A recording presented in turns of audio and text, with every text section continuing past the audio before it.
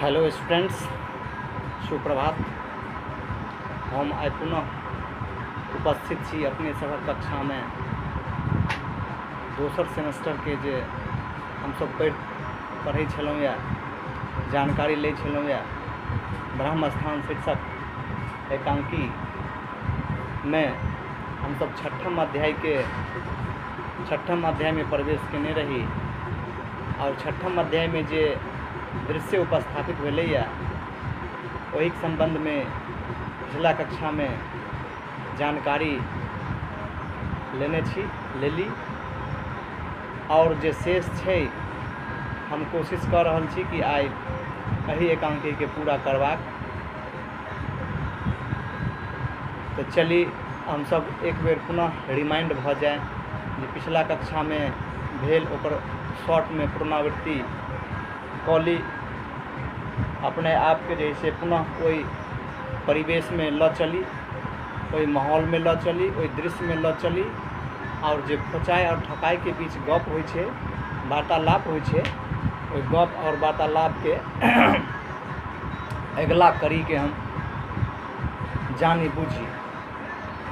ऐसे पहले खोचाई और ठकाई के बीच जे भेल रहे वार्तालाप तो भगवान के प्रति और समाज के प्रति सेहो देखाल गेल रहे जे भगवान यदि छथिन, ब्रह्म स्थान छथिन, ब्रह्म बाबा छथिन तो उनका जैसे उजारल नहीं जा सकैया, नहीं उजारियो।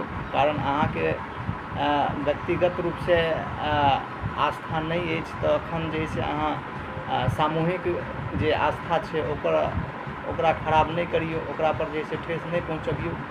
एही तरह जैसे बात गप भेल रहे।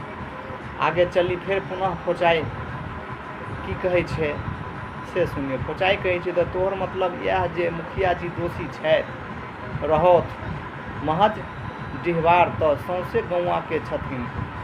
डिहवार के जो होइत तकर घर घरारी के गौवा कोड़ के फेंक दे। वो आन गाम से आबि एहि गाम में बैस गेल अछि। वो गाँव के इज्जत की बुझे। खोचाई ठकाई के कहे छे तखन ठकाई कहे छे कमती एहन अनबुझ लोक नहीं छे, एहन अनबुझ लोक नहीं छे। फिर खोचाई कहे छथिन जे अनबुझ रहते तो मुखिया वोट में डिलरी कर केना जैते। ठकाई ई तो अपन अपन विचार छिए, ककरो एक पर श्रद्धा तो ककरो दोसर पर।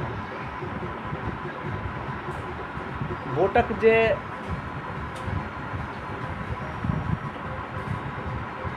लेल लोग खड़ा होइ छे और जनप्रतिनिधि जीत को जाय छे।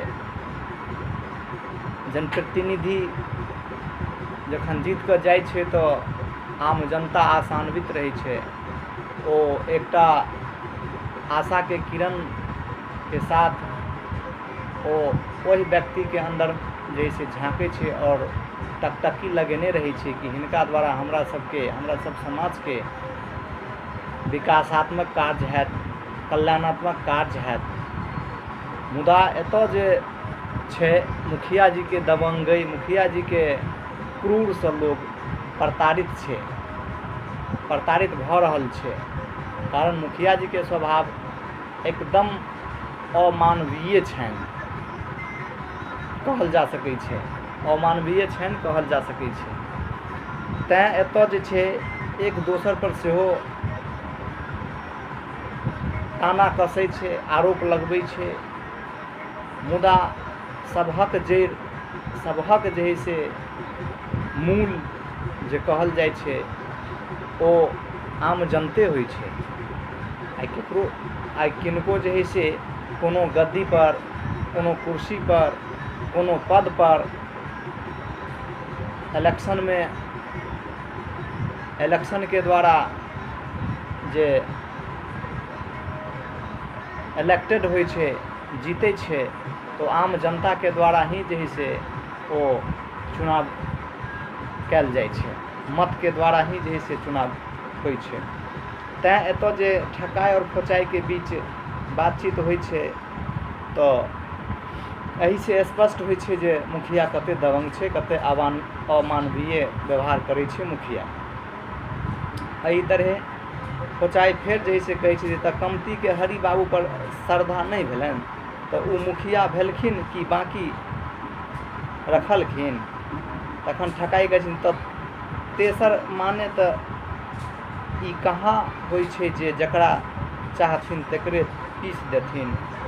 तखन फेर खोचाई कहै छथिन ओह तऽ हरि बाबू छलथि जे दरबज्जा चढ़ैत, कमती हुनका बेटा के मुँह में समतोला नेमो खोचाई खोचै के लेल देलनि तैयो ने किछो बजलखिन। आन रहते तऽ मारे जूता के पीठ के खाल खींच लेते रहे। एतऽ जे वार्तालाप होइ छै खोचाई और ठकाई के बीच, एहिमे